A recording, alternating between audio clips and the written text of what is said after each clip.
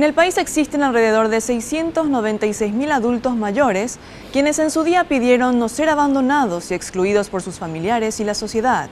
Esta mañana fueron agasajados.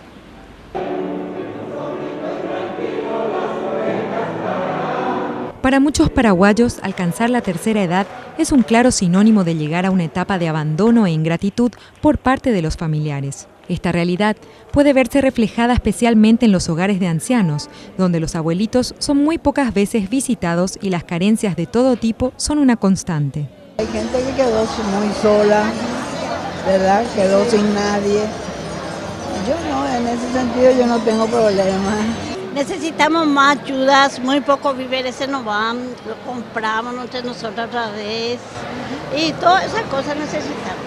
Actualmente existen alrededor de 696.000 adultos mayores en el país, que equivalen al 10% de la población nacional. Durante el festejo exhibieron trabajos manuales y números artísticos como cantos, danza folclórica y zumba.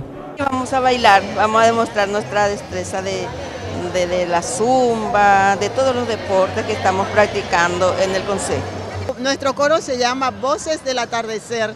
Instamos a la juventud que respeten a sus adultos mayores. Todavía podemos, y eso lo van a ver ustedes ahora si se quedan a admirarnos. ¿Qué canciones prepararon para hoy? De galopera, Cheburrito Lambaré y Canto al Paraguay. En el país tenemos, del Ministerio de Salud Pública, tenemos 4 hogares. Dentro de estos 4 hogares, aproximadamente 200 adultos mayores.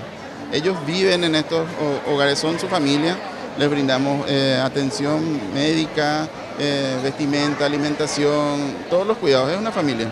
El Día Nacional del Adulto Mayor se conmemora el 29 de abril de cada año para visibilizar la situación de los adultos mayores en el país.